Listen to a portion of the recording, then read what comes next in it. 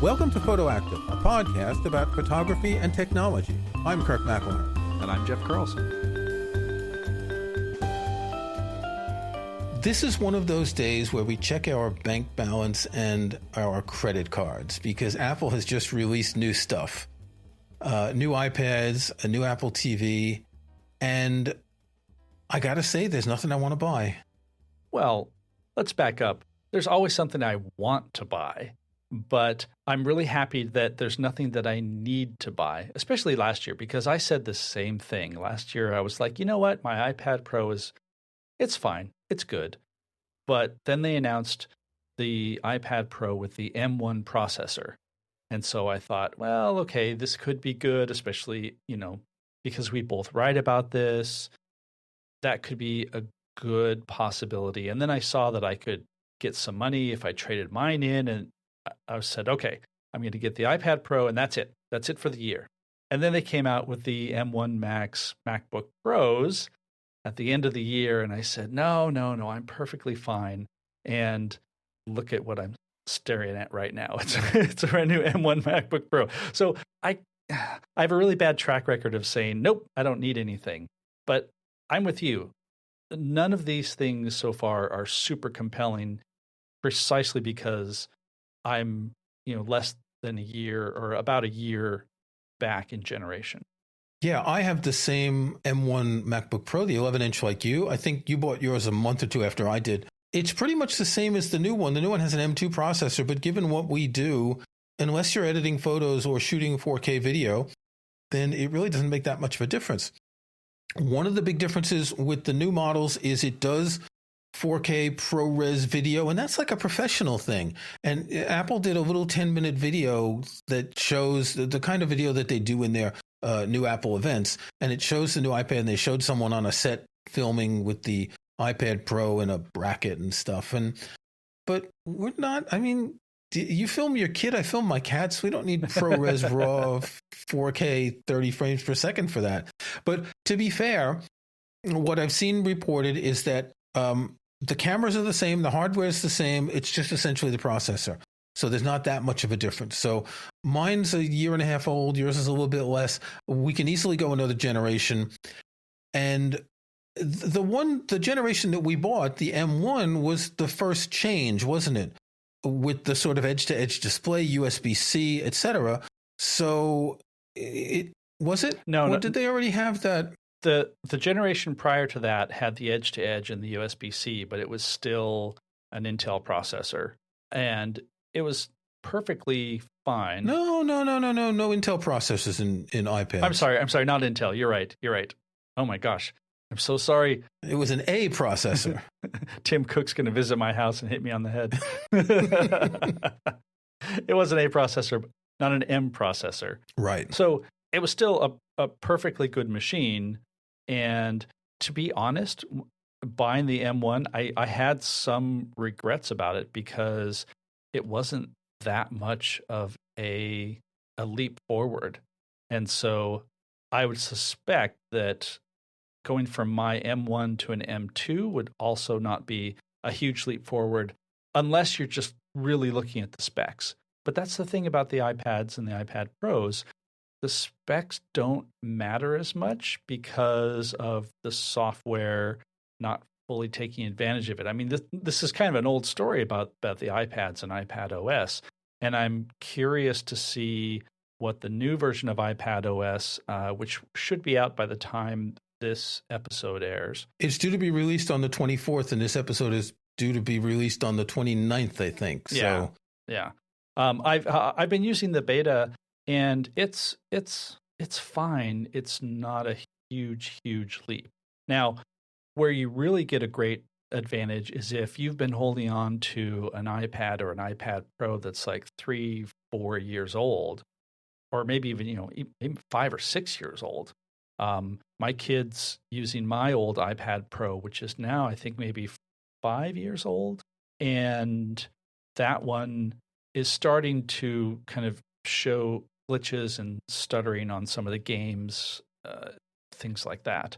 When you think about it, only 5 years, and it was a Pro iPad. Yeah. Only 5 years. I had an iPad mini 4th generation, which I kept for at least that long. The iPad mini was relatively cheap back then, and it didn't have a lot of power. And I was using it in the kitchen just to watch the news when I eat lunch and things like that, or to keep recipes on for when I'm cooking. But it was starting to show some weakness. 5 years seems like not that long. I mean, we're used to keeping a Mac for 5 years, but maybe now with the M processors, it'll last a little bit longer. Because an iPad Pro from 5 years ago, well, you can't really call it Pro anymore, can you? Well, you can call it that, but it's... Well, you can call it retired, sent back to the farm teams or whatever. Yeah. It's worth noting, though, that in the new iPad Pros, there's very little that's really useful. There's this new Apple Pencil Hover. The device can detect the Apple Pencil from 12 millimeters away. And you were saying before we started recording, if you're an artist, maybe you want to use that. And it's true that it kind of shows you where your brush is going to be before you commit. Mm-hmm. And I can see that. We'll talk a bit later about Lightroom and masking. I can see that as a useful tool when you're editing photos, to have that sort of pre-visualization. But even then, you can always just undo what you've selected when you're working on an iPad relatively easily. Yeah. I think it's definitely one of those small changes that for a small number of people, it'll be fantastic. And it's also one of those Apple things where they know that they could do this, and then they can turn it into a marketing point. And for the people who really use the Apple Pencil a lot, yeah, this is a great thing. I don't know, our audience, when you're editing photos on an iPad, yeah, it's great. If that was the only thing that was compelling me to buy this, I don't think I would. I don't really do much photo editing on the iPad. Well, that's part of the question, is how much are you going to use these devices for something like photo editing? Yeah. My iPad Pro, I use to watch videos. Mm-hmm. I use my workflow in writing articles is to write my first draft in IA Writer on my Mac, then to go sit on my sofa with a cup of tea and edit it with my Apple Pencil. Mm-hmm. And I find that change of location, the change of the tactile nature of editing allows me to do much better work. So it is a professional tool for me, but editing text, I could use like your old 5-year-old iPad Pro for something like that. Yeah. Well, I actually do a fair bit of photo editing in the mobile version of Lightroom on my iPad. If nothing else, it's really great for culling my shots, going through and rating them. There's a very cool quick review mode where you can basically use your thumbs with your left thumb, you can give it a star rating. With your right thumb, you can flag it and swipe. You can get through a lot of images really quickly, so you can figure out which ones to keep and which ones not to keep. And as I'm sure I've said before, I like having the Apple Pencil if I want to do some sort of masking or drawing, because I don't have a Wacom tablet or another sort of tablet connected to my computer. So I would say editing photos on my iPad has been worthwhile to have an iPad that can do that. Now, you mentioned Capture One for iPad. I haven't tried that yet. Have you? I was in the beta program, and I tried this before it was released. It's relatively limited. It doesn't have layers. It does all the things you want, like rating that you were just talking about with 2 thumbs and wheels, and you can adjust exposure and everything. But it doesn't really sync to Capture One. It's $5 a month. I would see, given the price of Capture One, that this should be included in the subscription for the app. Yeah. What do you mean it doesn't really sync to Capture One? So you have to export files with like a sidecar file and then import them into Capture One. Apparently, there's some sort of cloud syncing that's going to work or that may work, but you're going to have to pay more for the cloud storage. And I think they've made a big mistake on their model. I actually haven't looked at it since shortly after it was released, because when I saw that it wasn't included in the subscription, and I don't know what the US price is, but I pay £179 a year for it. That's a fair amount of money. Yeah. To pay another $5 or £5, whatever it is, for an iPad app that really doesn't have all the features I want. I think you're limited with styles and presets, and it's a light version of the app. Now, you could use it like that if you only wanted to use Capture One on the iPad, the same way you could use, I don't know, what is it, Lightroom Classic on the iPad? Lightroom Mobile. If you wanted a similar experience of what you get with Capture One on the desktop, you're not going to get it. Yeah. This is really interesting to me because, just to take a little side route here about mobile apps, when Adobe announced that they were going to go subscription all the time, a lot of people balked and started looking for alternatives. And I think Adobe changing to a subscription model was probably the best thing to happen to a lot of companies like Capture One and Serif and a lot of these, which is great. We love having a lot of choices and all of that. What's interesting is that Adobe has really shown how you can do this right. So even though, yes, you're paying a monthly subscription, which can be as low as, I think, $20 per month is what the basic Lightroom. The photographer subscription, what they call it. Yeah, the photographer subscription. The way they interact is really brilliant. Now, I will also say I benefit from having nice, fast internet access here at home. And so I know that when I come back from a trip and I import things into my laptop, into Lightroom, they're going to get copied fairly quickly up to the cloud, back down to my iPad. So there's not a whole lot of lag there, but just about everything that I do in the Lightroom desktop app for Mac, got to separate that from Lightroom Classic, I can do on the iPad. And that's pretty cool. And you don't really realize how difficult that can be. And your subscription includes the cloud storage, which allows you to store all of that. And the same way that with photos on the Mac, on a laptop, on an iPad, on an iPhone, you have access to everything. That's how it should work. That's how it should work, yeah. Lightroom does have it right there. Capture One doesn't. I think the problem is that Capture One they're more a tool for professionals, so they're concentrating on features for wedding photographers more than anything else, because that's the biggest market. Wedding photographers, they need tethered shooting, and you can do that with Capture One, which is a recent feature on the desktop version. I don't know if you can do that on the iPad. Again, I've lost track of the features, but they're not looking. Lightroom is trying to cover everyone from weekend hobbyist to professional. Right. And they have more resources so they can do that. Yeah. And Capture One is more limited and they have to be more targeted. And I think it just points to the fact that doing this stuff is really hard. I mean, syncing photos and keeping them up to date and all of that, Apple and Adobe makes it look easy. And Lord knows we have plenty of complaints with both companies and how they implement these in some ways.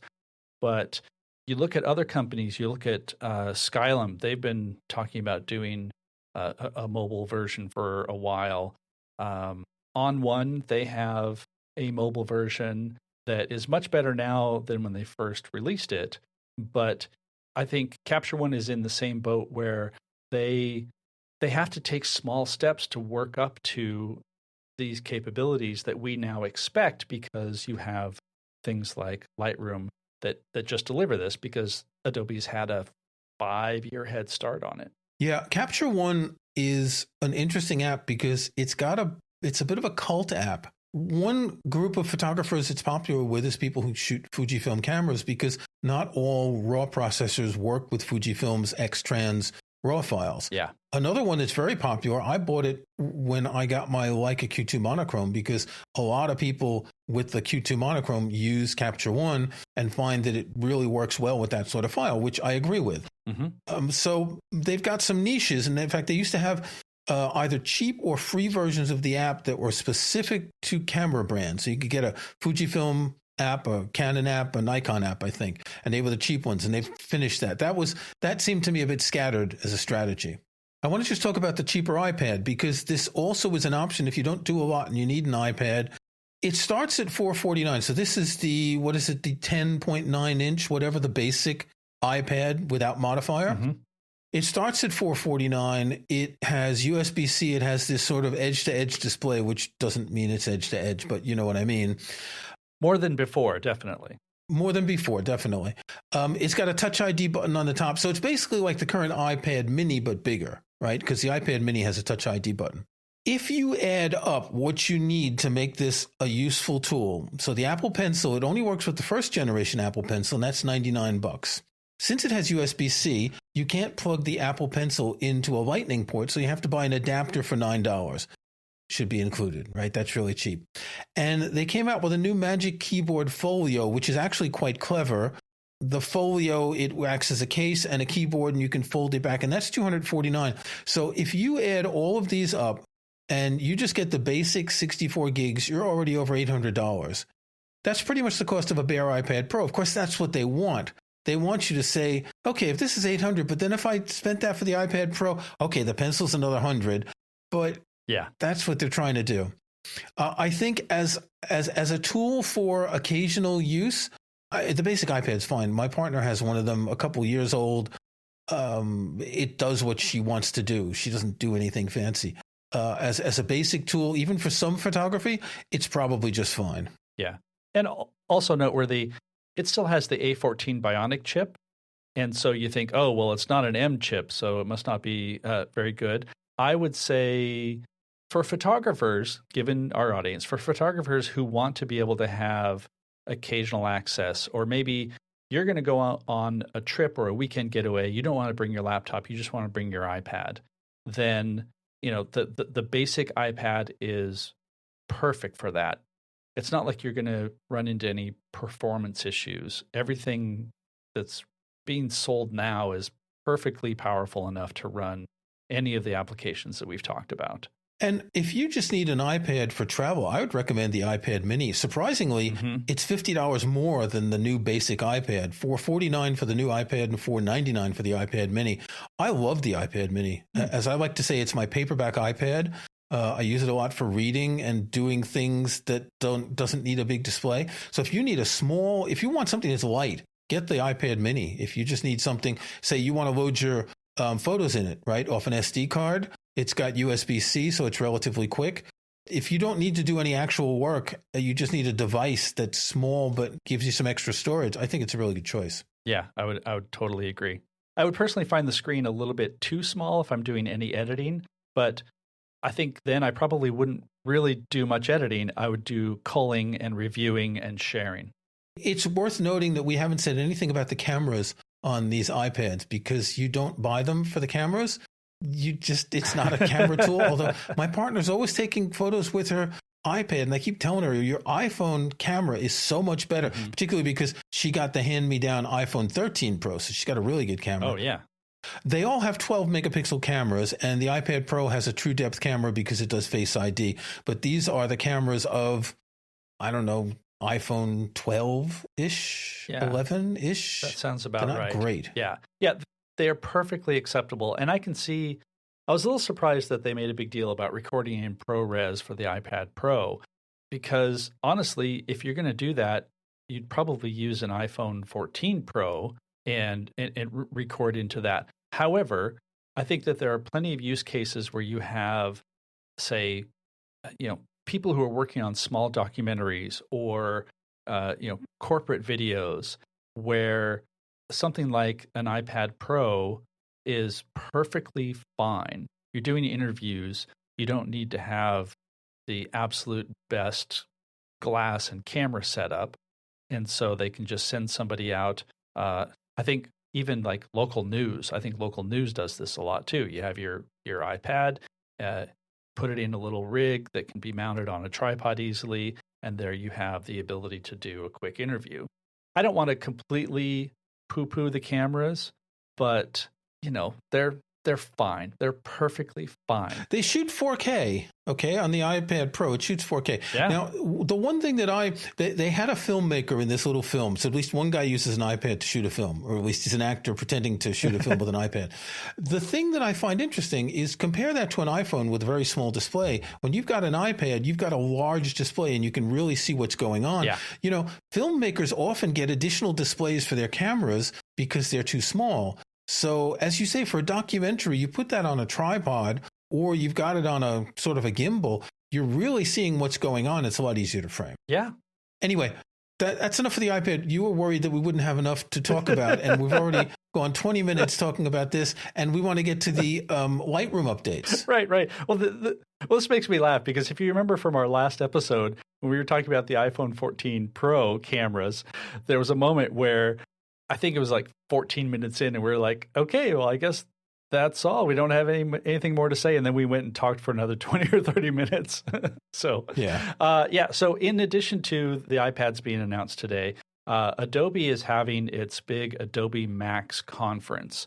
And this is when Adobe basically announces everything new in its entire lineup. And I've been using the Lightroom betas for a while. And so the new version of Lightroom, what's super cool about that is they've done a lot with the AI-based masking features. So last year, they added the ability to, you click one button and it'll select the sky. Or even better, you click one button and it will select the subject.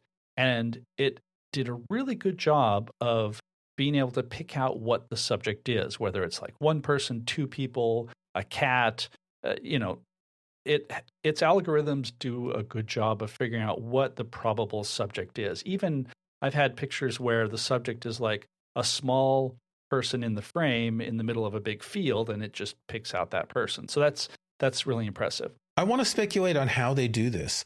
All those photos that people put in the cloud, they must be analyzing all those photos. That's their machine learning AI thing. Yes. And they're using these to train the AI. Yeah, in fact, that's exactly how it works. And in fact, if you are uncomfortable with your Lightroom photos being analyzed, there is a way to opt out of that scanning. I'll put a link in the show notes how you can get to that, because I know some people just aren't really comfortable with that.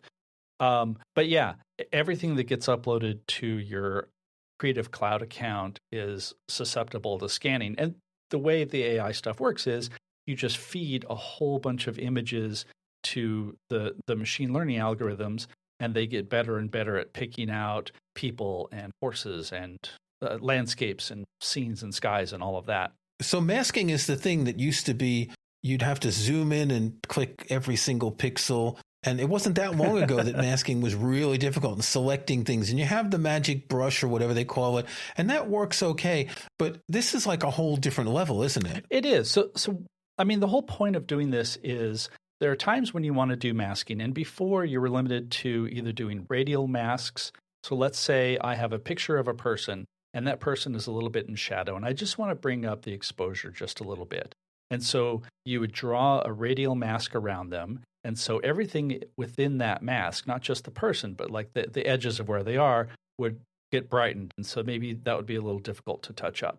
Or you do like a linear gradient, which would let you say, make the sky a little bit darker in a gradation from the top to bottom. And so that, like those were perfectly fine.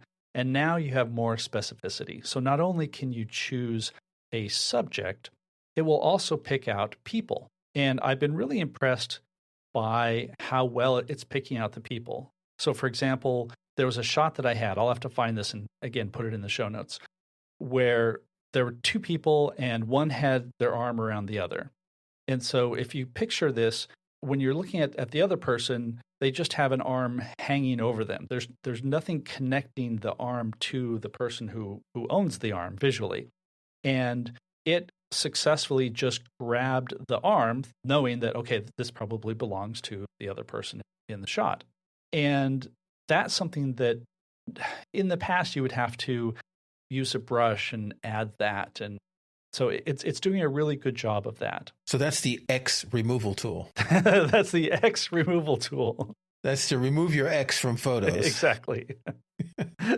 There's a big business in that. Every once in a while I see like on YouTube, examples of how to remove a single person from like a wedding photo or something. Yeah. So the other part of this, this goes a little bit deeper in that because it can identify a person, it can also identify the parts of a person.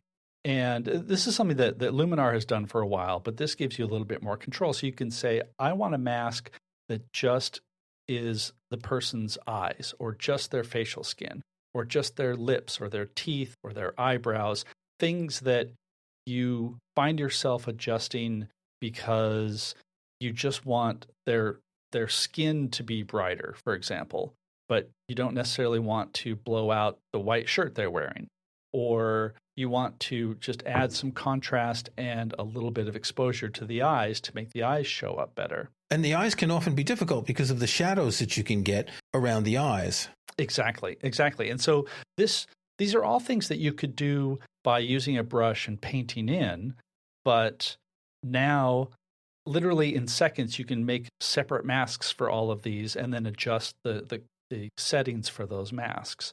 So it can be a real time saver, especially for people who are shooting portraits, but they don't necessarily need to do like a big portrait touching program. Like maybe you just want to, like you said, make the eyes look a little bit better or make the teeth just a little bit. This is probably a popular tool for wedding photography? Probably. I mean, I would say in general, some wedding photographers will go with a lot more sophisticated stuff.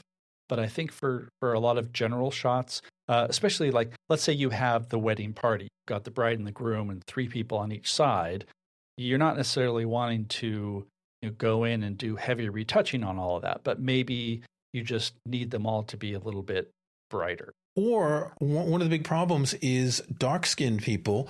When the camera's exposing for light-skinned people, you may need to take the dark-skinned faces and add a little bit of exposure to them. Yeah. So I asked you earlier, can it select your glasses? Because you're sitting there with glasses on. I'm imagining a still photo of you and me clicking on your glasses. Could it select something like that? It can, yeah. So there's another new tool called object selection. And so what you would do in that case is you would use the object selection tool and you just draw a rough drawing over the thing that you want to select. And because glasses are a known object, then you can just paint roughly over that and it will select them correctly. So you're not going to have to do any cleanup. And the thing about this new version and this tool, it recognizes a lot of stuff. So you could select maybe a wagon in a field or a car or a horse or a duck, and like a lot of different things that the machine learning has picked up and can now identify in a shot. You just paint over it and say, I want to get rid of this duck or this bird, or I want to take this car and I want to bring down the exposure because it's too bright, it's too distracting, that sort of thing. And again, you don't have to go in and do a lot of fine painting to try to make that selection or get frustrated and then have to send it off to Photoshop. Okay, so all of this is available in all the different versions of Lightroom, all 13 of them? It's available in Lightroom Classic and Lightroom Desktop. There is a limited set in the Lightroom mobile apps. So it doesn't do like the different facial components that we were talking about, but it will do people and it will do objects and that. Also worth noting, the healing tool now has content-aware removal. So before, the healing tool, if you wanted to remove something, it's great for like, sensor spots and things like that. But now it's better about, say, you want to remove a branch, you want to remove a bird in the sky. It's better at doing that, whereas sometimes you would have to go to Photoshop to do that edit. Okay, Jeff, time for our snapshots. What have you got? So I'm going to actually pick something that I've had for a while that, in fact, I had forgotten to use as a snapshot. A while back, I bought a softbox so that I could have something for controlling light while I'm shooting portraits. I don't shoot portraits a lot, but I do it often enough. And I think I got this on sale. And so what I ended up getting, actually, before I say that, there are so many different variations of softboxes and lighting holders and sizes. I mean, it's really all over the map. And so what I ended up with was a Godox 32 inch by 32 inch, which is 80 centimeters by 80 centimeters. It's a foldable, portable softbox.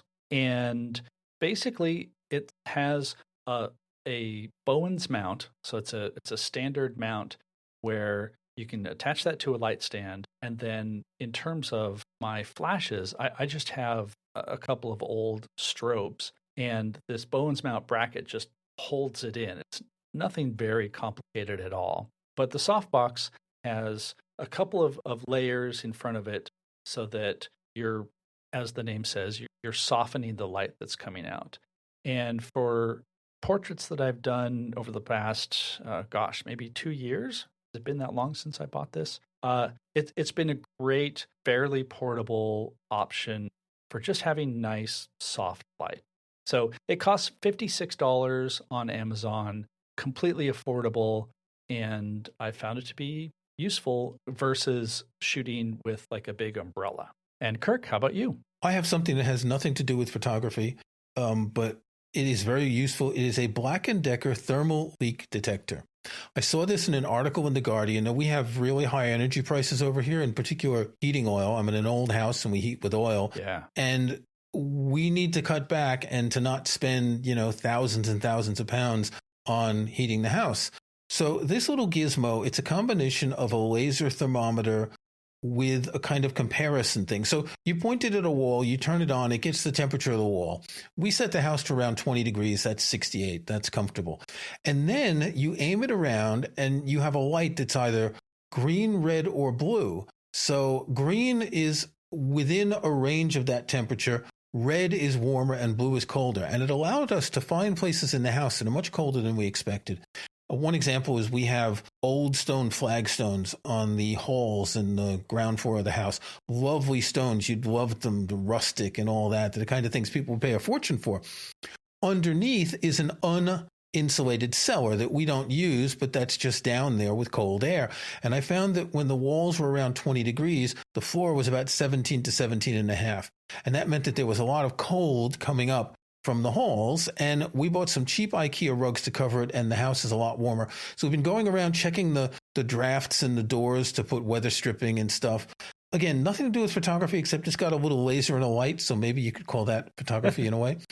But it's really useful if you need to save some money on your heating. And, frankly, we should always be doing this anyway, even if energy isn't expensive, because what's the point of spending more and burning more fuel or using more electricity when we don't need it? Yeah.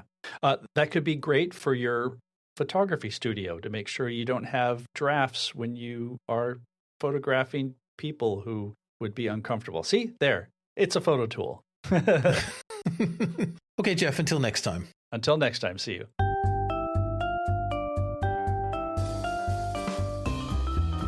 Thanks for listening to Photoactive. You can find show notes, including any photos we discuss in this episode, at photoactive.co. That's photoactive.co. We couldn't afford the M. You can join our Facebook group at facebook.com/groups/photoactivecast. That's photoactivecast in one word. You can subscribe to Photoactive in your favorite podcast app or on Apple Podcasts. See the links on our website. And think about leaving us a rating or review in iTunes or in your podcast.